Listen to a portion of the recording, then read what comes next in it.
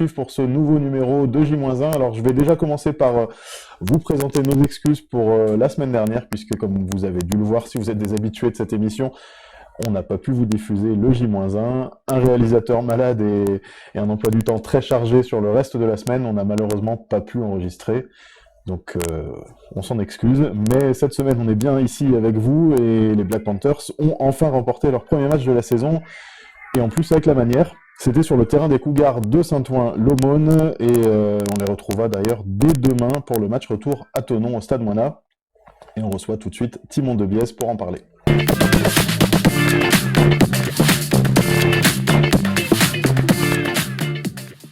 Timon Debiès nous a rejoint, défenseur, capitaine, préparateur physique. Timon, tu as un rôle important dans l'équipe et je trouvais que tu étais l'invité idéal aujourd'hui pour parler de ce début de saison des Black Panthers.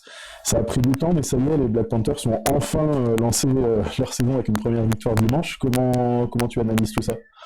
Bah, ça fait du bien, hein. C'est vrai que là, on arrive à la mi-saison régulière sur la poule Nord et on n'avait pas du tort jusque-là, donc c'était un peu compliqué parce que les résultats étaient moyens. Au final, c'est ça, hein, une égalité, c'est moyen. C'est pas horrible parce que c'est pas des défaites, mais c'est pas moyen.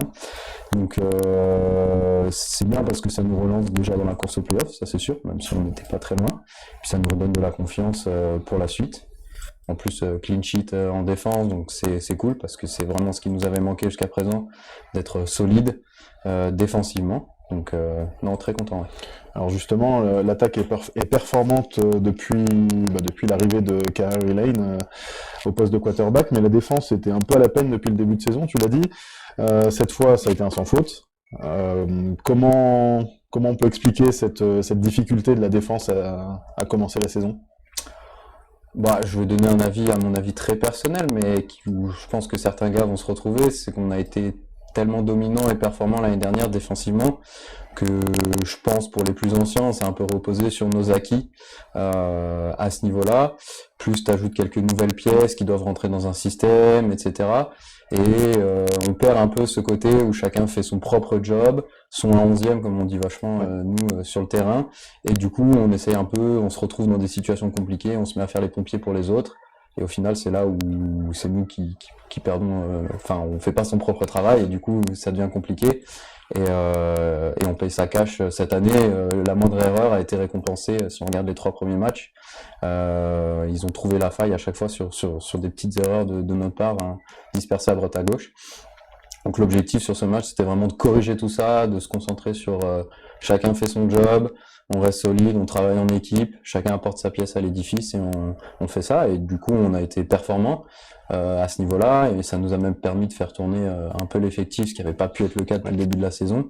Donc tout le monde a pu voir un peu du terrain, donc ça c'est cool. Ouais. Franchement, ça c'est top. Et effectivement, heureusement, l'attaque reste très performante depuis l'arrivée de notre nouveau quart arrière.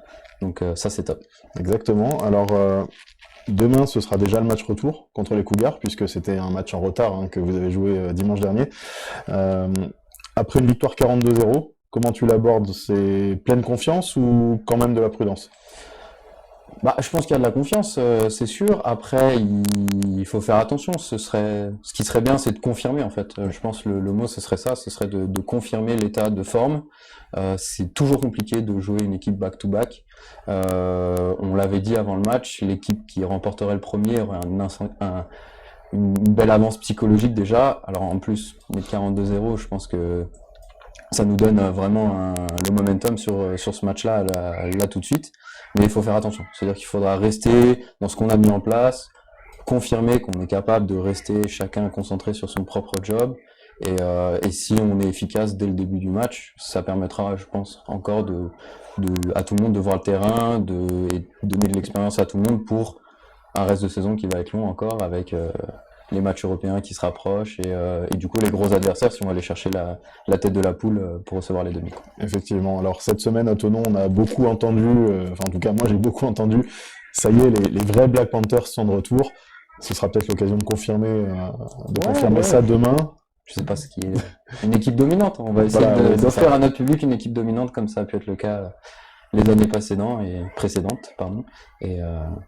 et aller chercher une belle victoire devant ce beau public tonnonnais depuis le début de la saison. Et ben on voit ça demain à Moina. On espère que tout le public sera rassuré, que les fans seront contents de ce match qui s'annonce revanchard de la part des Cougars et puis une confirmation pour les Black Panthers. Merci Timon.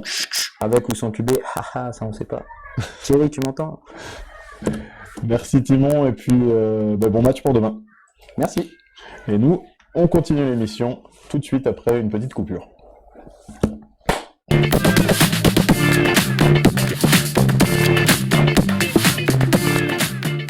Pour le match de demain, la météo devrait donc être printanière, puisque le ciel sera dégagé et ensoleillé avec 22 degrés au coup d'envoi, ça fera du bien. Le jeu ne devrait pas être gêné par le vent, puisque celui-ci sera quasiment inexistant, et a priori, on n'aura aucun risque de pluie. On retrouvera donc enfin d'excellentes conditions pour un match de football, et ça aussi bien sur le terrain que pour les spectateurs en tribune. Donc on espère les voir nombreux au Stade Moina demain pour le coup d'envoi à 19h.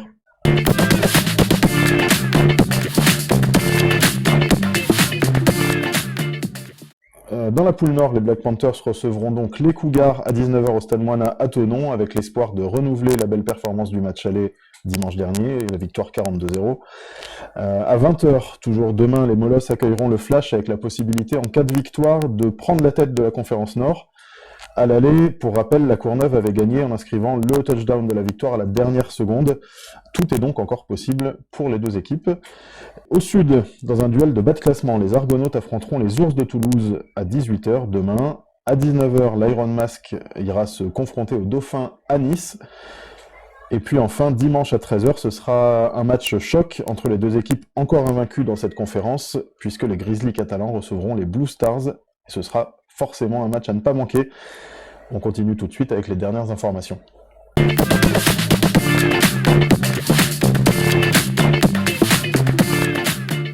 Le coup d'envoi du match sera donné demain à 19h au Stade Moina. Pour ceux qui ne pourront pas venir à Thonon ou au stade, le match sera aussi diffusé en direct sur la Panthers TV, comme d'habitude, gratuitement, www.pantherstv.tv.